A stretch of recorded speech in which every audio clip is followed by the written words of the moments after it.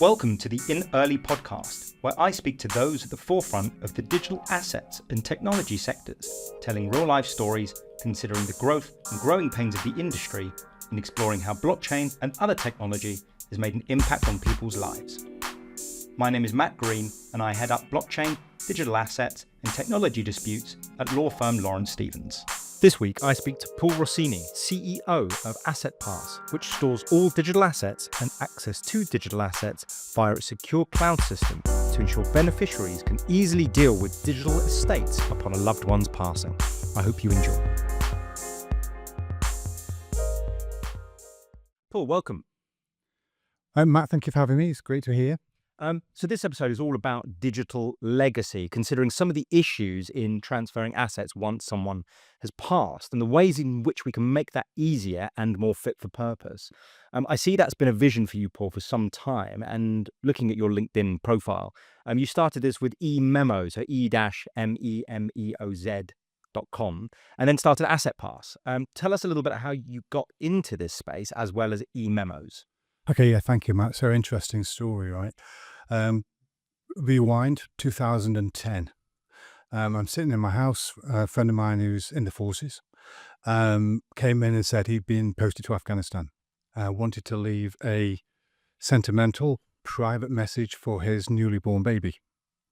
I said, that's no problem. Let's just go into my studio and just record your life, your words, what you wanted to hear. Like a voice. A voice, yeah. So back in the day, this is 2010, right? So we decided that the best format would be to do it on a video.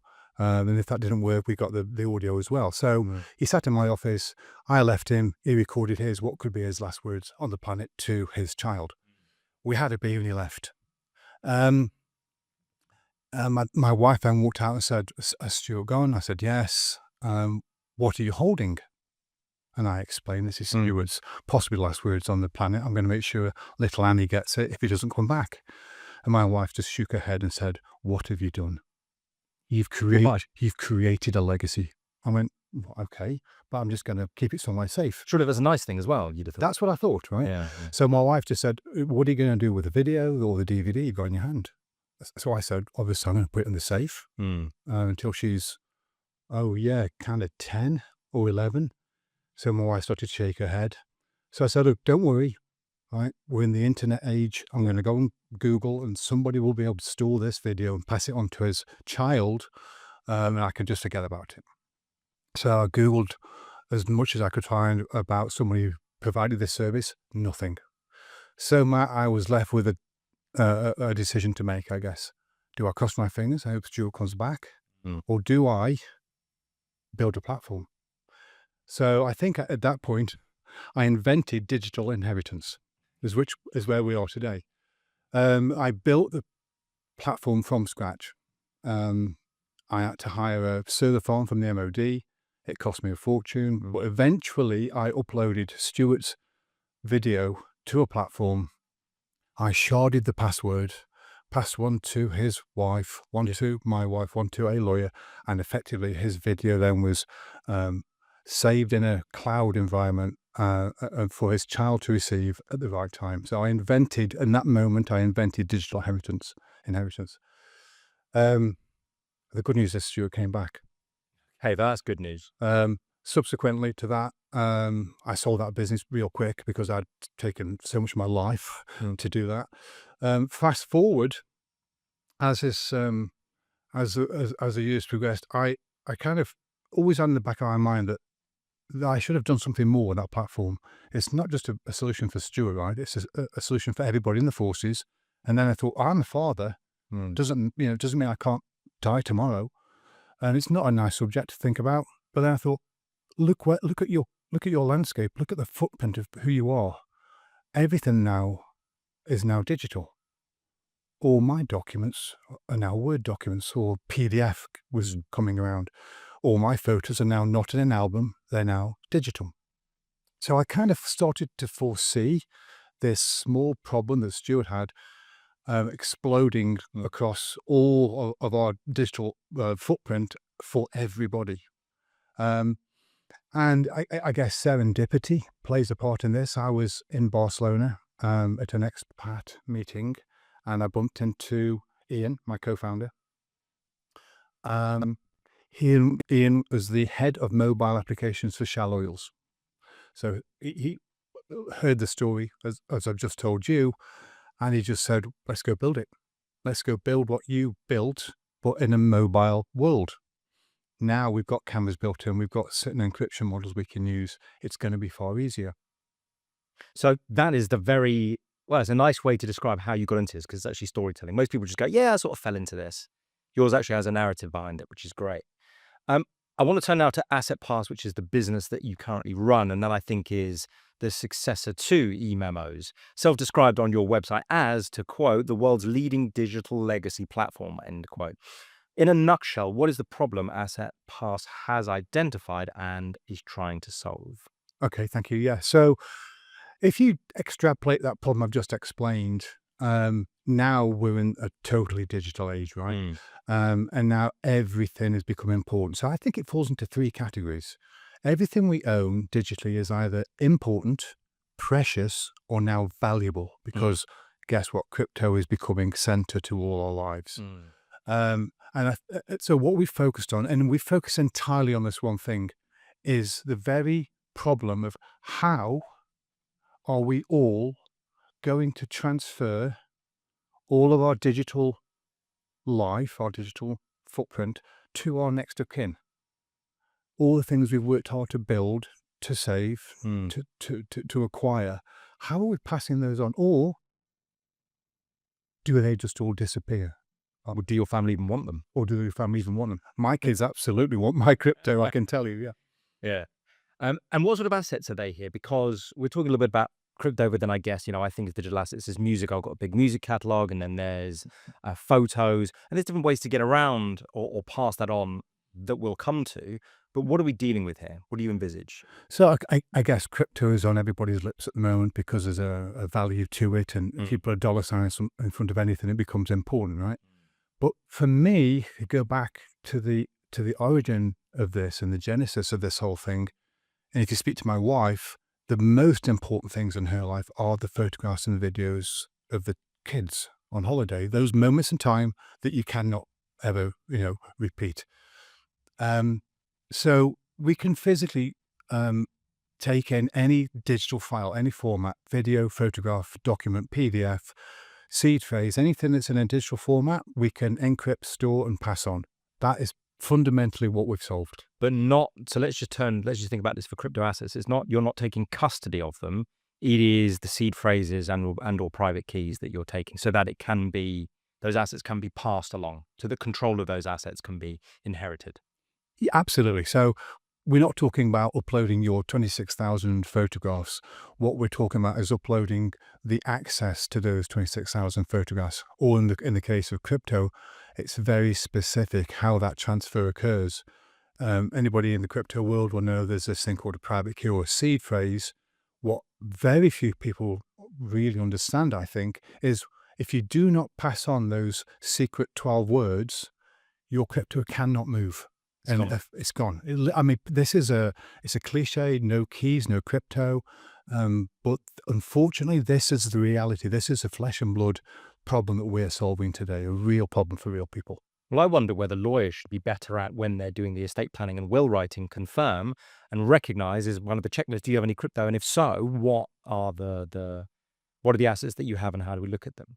Look, I want to turn to a particular issue, because for you, I think there is a story to tell here. There is a wider issue in how assets, particularly crypto assets, are passed. I believe your wife's friend had a story and to be fair, I think there's ongoing dispute, but it's worth telling people what this dispute is about, because it's triggered you into doing all of this. Yeah, again, something that personal, it becomes a driver, right? So when we came back to the UK after COVID, we all kind of liquidated our assets and villas and what have you.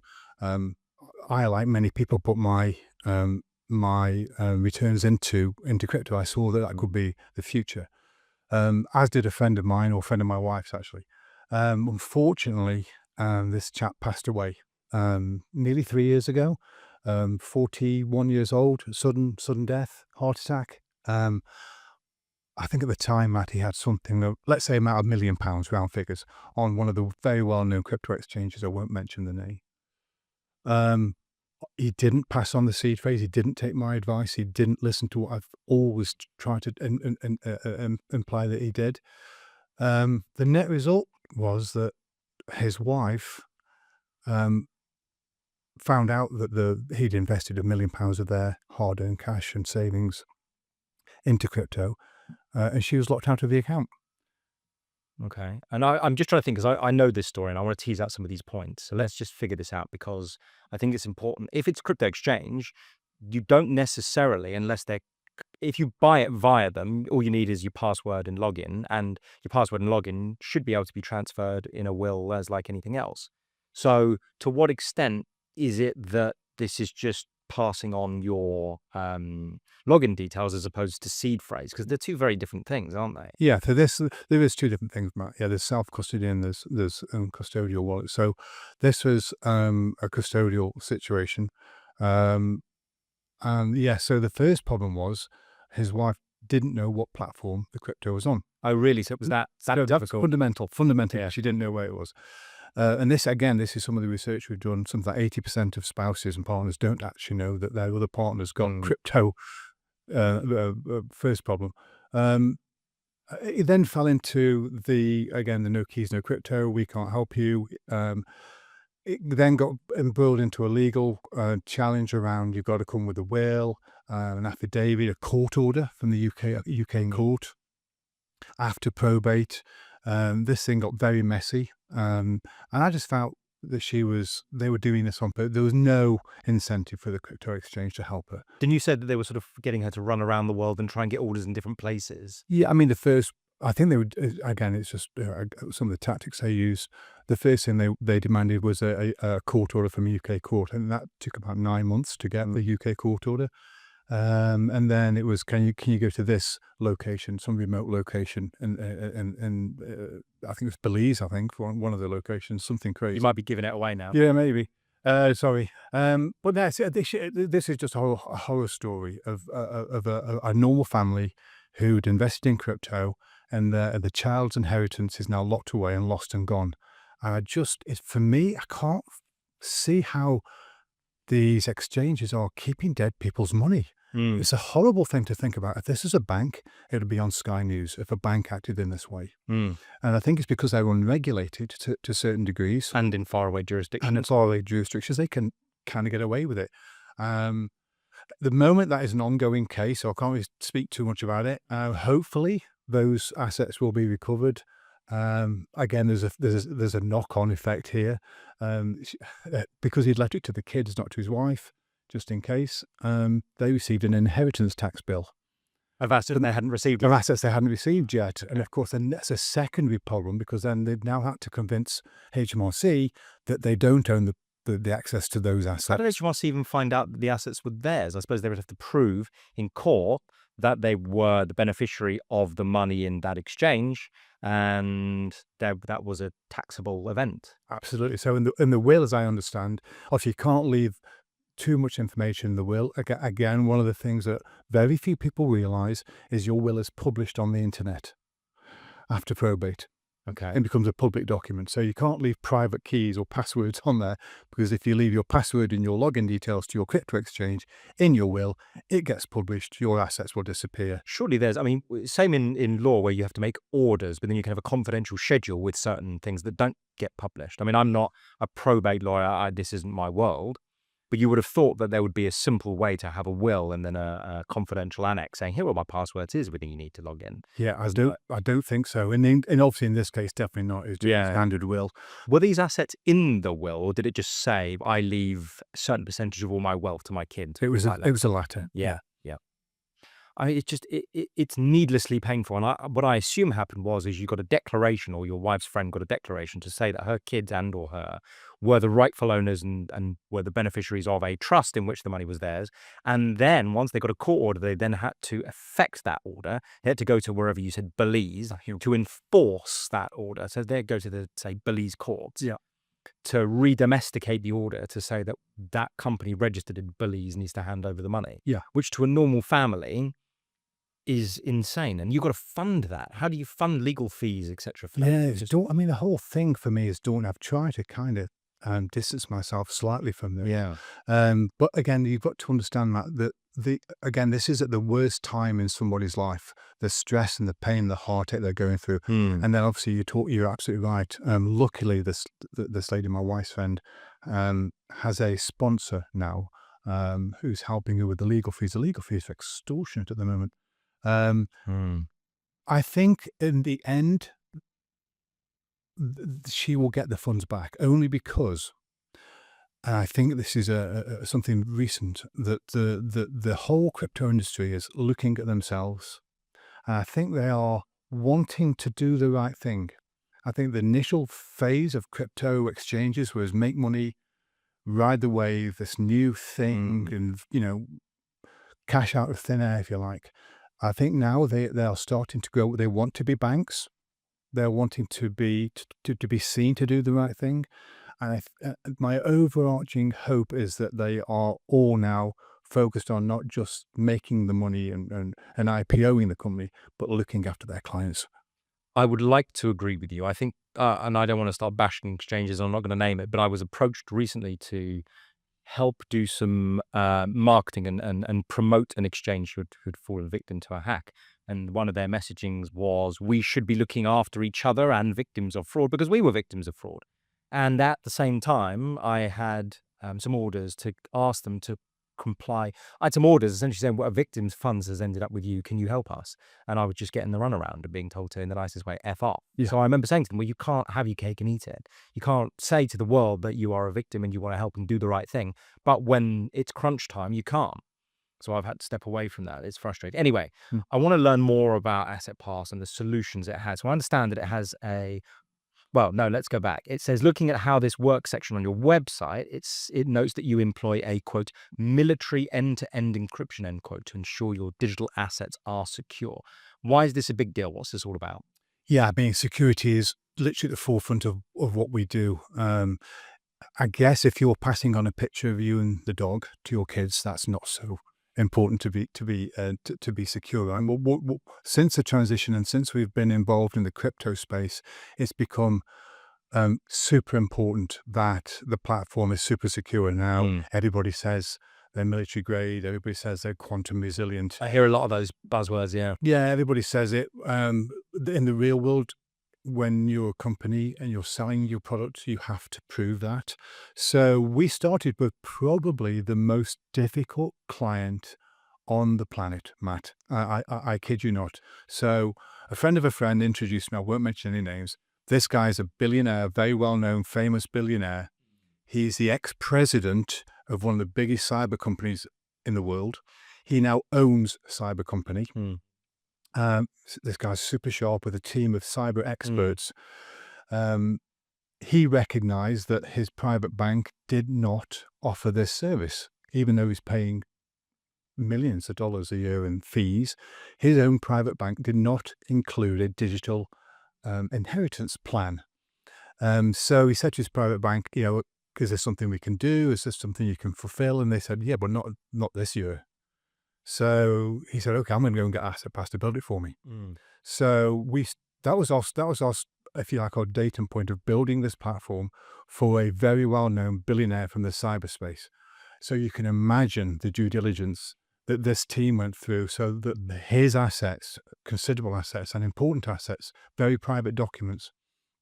So if you like, the fundamentals of what we built was an encryption model. And the encryption model we employed was novel, because obviously, again, if you've got a standard off-the-shelf encryption model, people know how to get around that. So we started out, I'm not quite sure, Matt, whether this was an accident, but we came up with this on a whiteboard that we wanted, or we invented, I don't know, we may have invented it, right? Social encryption. So instead of sharding the key, that's obvious, everybody does that, Shamir, sharding the key.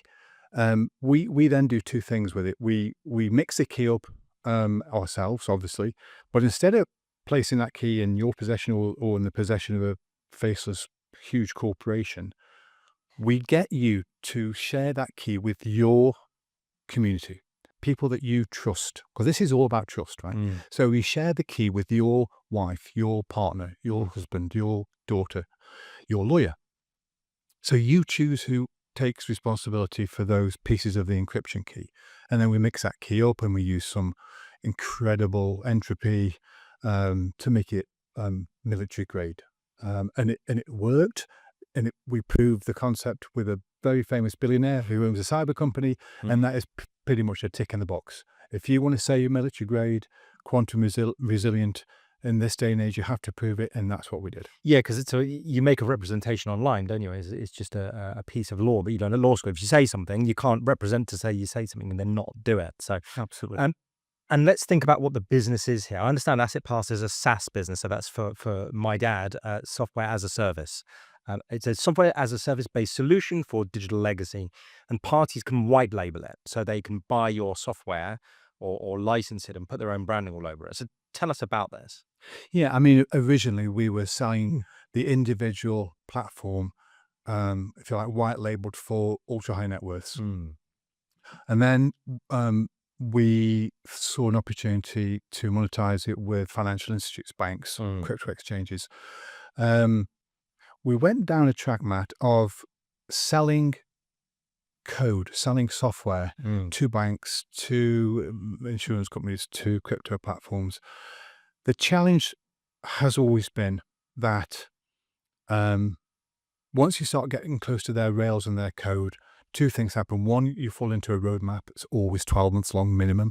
And second, you fall into a room full of compliance officers with clipboards that are definitely Everyone's friends. everyone's friend. And there's a reason why they're there. Yeah. And I get it. So we switched gears slightly.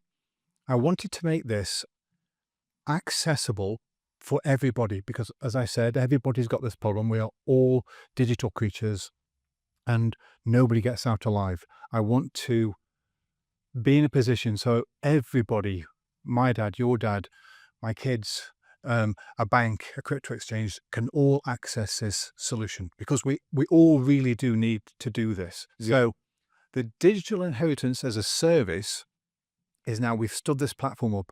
So there's no wires connecting us to the crypto platform. It's almost like an affiliate partnership. So we just say to people, we invite you to join us. You know, if you want your clients to have this solution, the beauty of the platform is it's standalone. You signpost your clients to us, or, you know, we can access the public with a B2C model. The beauty of the platform that we've built is as the enterprise sends their clients to the service, it dynamically rebrands. So if you are from ABC Bank, when your client from ABC Bank arrives at our platform, we know where they've come from. We can open the platform in that course. It's already branded automatically. Yeah. Okay.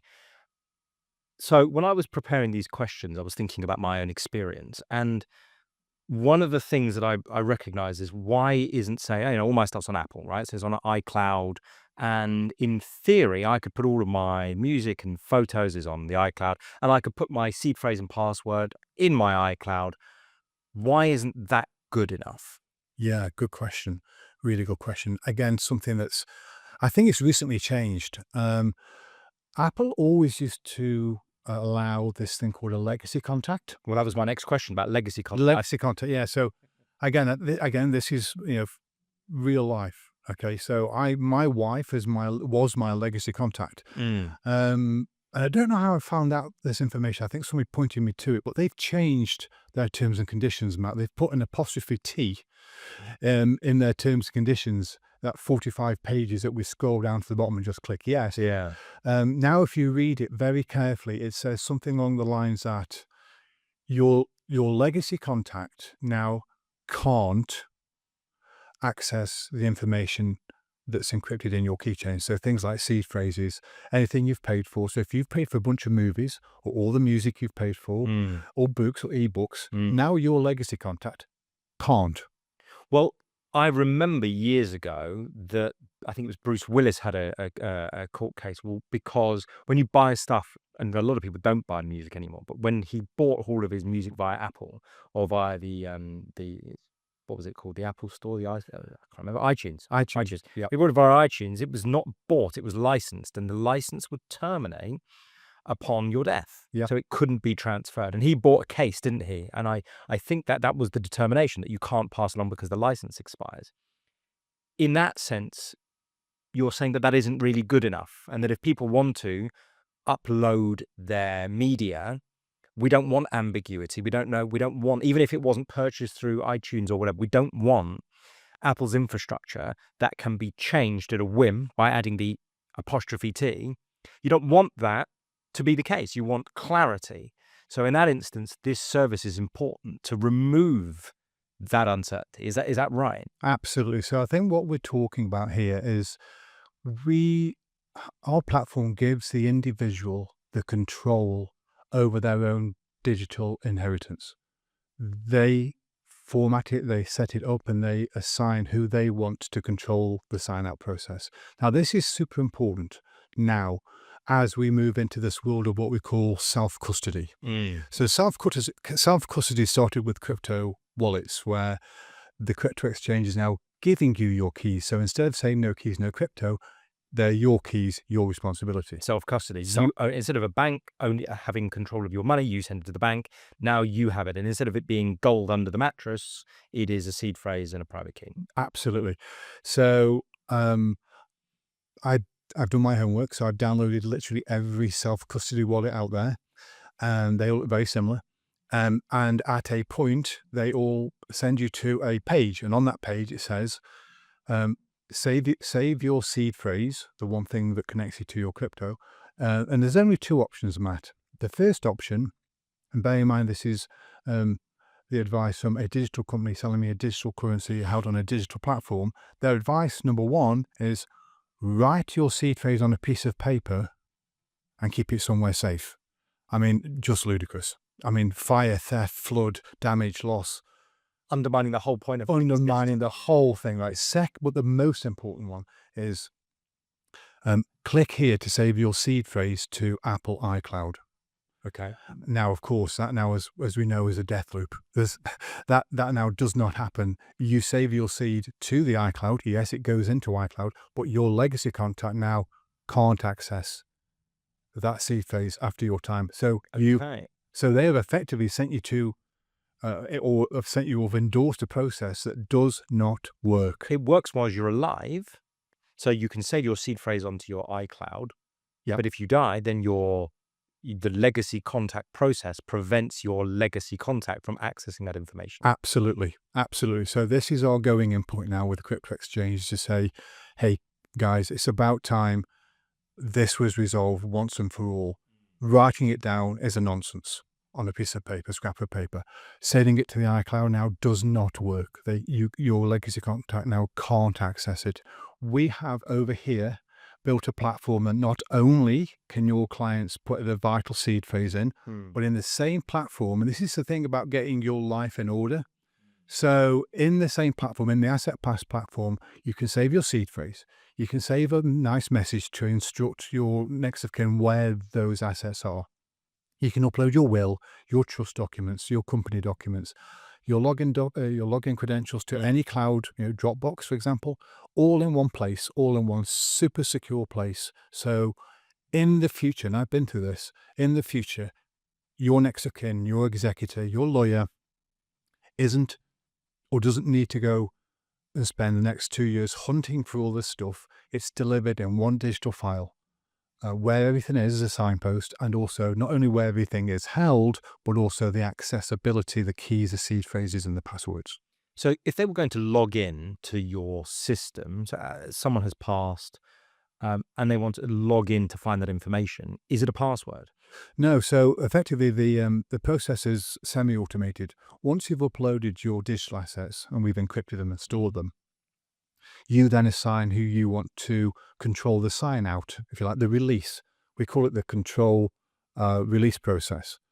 In my case, it's my wife, my daughter, my brother-in-law, my lawyer in that community. And once the platform recognizes that I'm not here, and those people that I've assigned in-app, so download from the App Store, Google Store, they press their button in-app, it gets confirmed, It then eventually goes to my lawyer, who's regulated, as you are, Matt. Mm-hmm. They have a duty to check that I am actually deceased, death certificate, and then they are the final control process.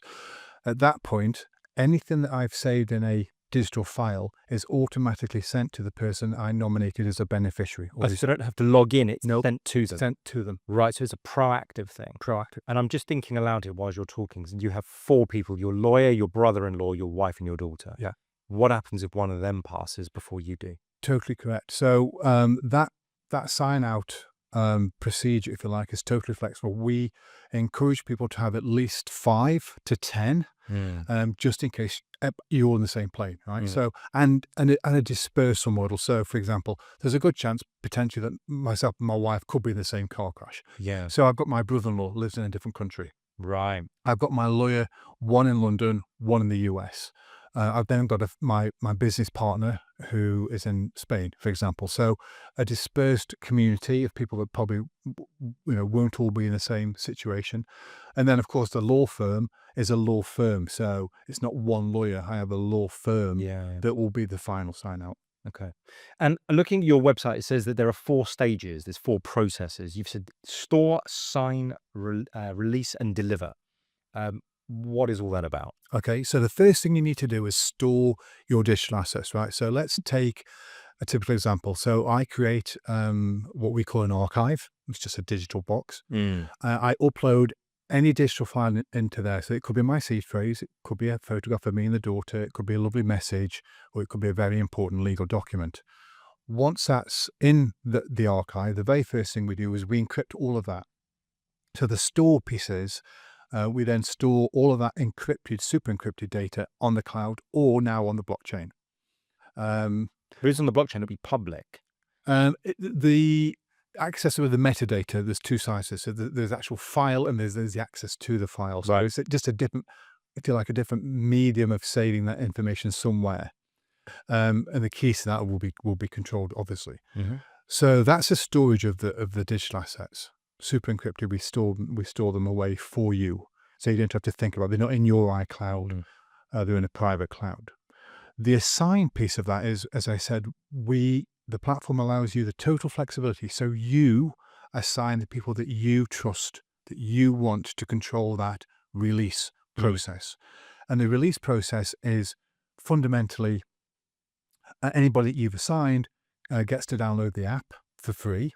And they can either go and do their own digital inheritance plan, or they can just sit there as one of the people in your community as part of that digital sign-up process.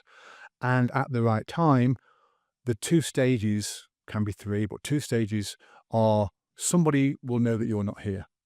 And that could be my daughter, for example. Dad's passed away. She picks up her app and she presses the release button. The first thing it does, Matt, is check that that's a valid release, just in case my daughter's had a moment. Gone rogue? You've gone rogue.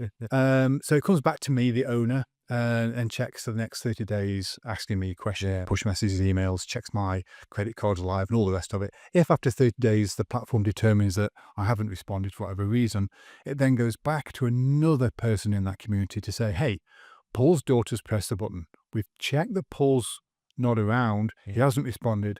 It goes back to somebody else, say my brother-in-law. He will also know that I'm not here. He will press a button in his app. That then completes the first stage. The next stage is it then goes to the controller, typically a lawyer or somebody who's regulated. Doesn't have to be, but we would advise to. Yeah, makes sense. That person then, because they're regulated, will say, okay, I need to check Paul is absolutely not here. Death certificate is the obvious one. They once they're in possession of the death certificate, they feel comfortable, they can press their button in-app, completes the process. So that's the release stage. And then the delivery stage is automatically, and this could be somebody who doesn't even know the platform exists, right? So this could be my daughter who's only 7. But in 2 years' time, she'll get an email or her guardian will get an email to say, there's a file waiting for you. And it's a simple download. You click and download, open the app and download. My entire digital life and that archive that I spoke about, that we stored originally, will be delivered automatically to my beneficiary. in the blink of an eye. So she has all the information to hand at the point, at the point they need it. If I contrast that to where we used to be when my mum passed away, and everything that she had was a piece of paper, bless her, in a biscuit tin, it still took me 3 years to find those biscuit tins and to find where. And Matt, to this day, I know we missed a ton of stuff, right? For example, and one of the things that we're focused on right now is, when we say digital assets, it's not just crypto and Apple stuff, but think about policy documents. We've all got a life insurance policy document somewhere and a pension policy document, or 5. Mum had about 4 or 5 life insurance policy documents for sure. We found 2 of them. She paid for them. We never found the piece of paper, and for the life of me, I didn't have the time to ring every insurance company to try and find it. So you could have missed out on. We definitely missed out, Matt. We definitely missed out. And it got, after 2 or 3 years of my life doing this after probate, I gave up. And today, just an anecdotal note, I think there's £30 billion of unclaimed money in the UK that's pension and life insurance money. So that's money that should be in the pockets of the people that should have inherited that money. It's not. It's somewhere out there. £30 billion. If I contrast my story of my mum passing with the paper and the biscuit tin to my co-founder's father, passed away last year. He obviously had all the stuff in Asset Pass. My co-founder's father, he passed away on the Saturday. He was buried on the Monday, and Tuesday this process unfolded, and his executor, his brother, had a digital file of everything, all the items of his father, where they were, what they were, and how to access them. So it's a matter of being organized, allowing the process to be centralized, and ensuring that it's delivered in a really clean and obvious way. Yeah, I guess the only problem would be is if you get an email saying, here's all the files, and it's in junk. I don't know how you avoid that. Yeah. So no, good point. No, absolutely. These are real life things, right? Yeah. And what we're trying to resolve is, a real life scenario. So we have a number of, catch-alls around that. So not only do we send emails that can get caught in junk, but there's also, you can assign a mobile number text message, or of course, in the instance, you can inform the solicitor. They will find that person. I would say the solicitor will be calling you, emailing you. Absolutely, always, yeah.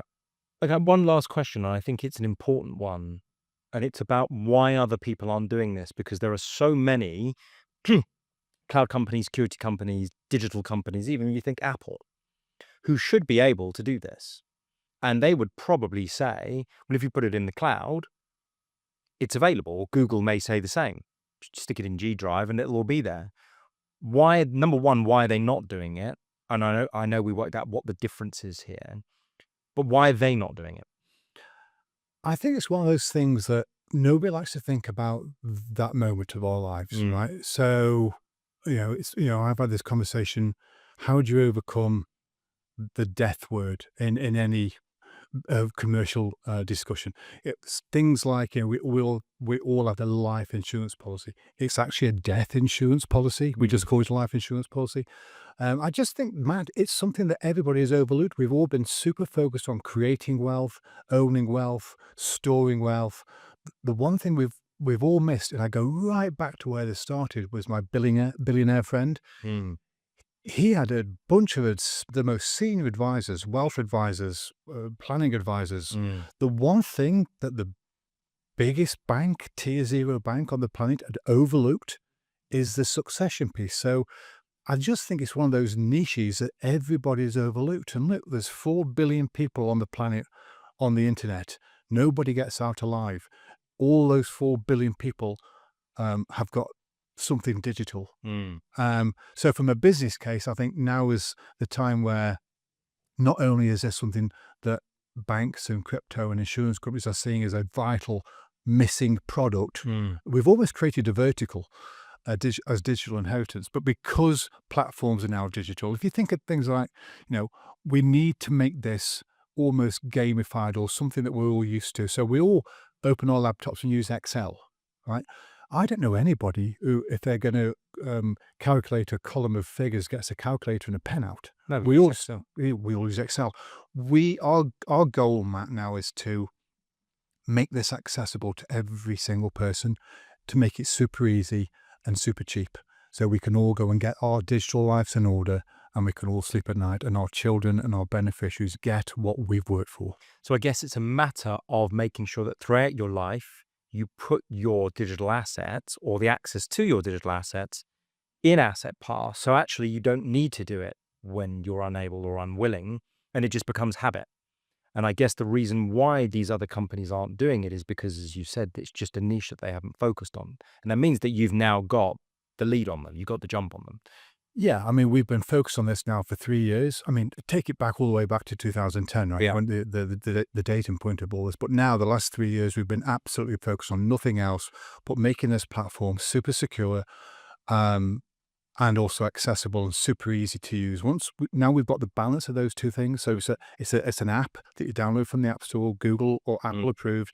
We've integrated a web platform to it now. So sometimes with a screen so small, it's not so easy, especially if you're elderly. So now we've integrated a web interface, if you like. So you just open your Mac or your laptop, and it's available to do as a web platform. The two are integrated, so the security is still baked in. Yeah. We're just trying to make it easy, and the focus now going forward will be to give access to that platform to everybody, and to just keep making it more easy and more accessible. Paul, thanks very much.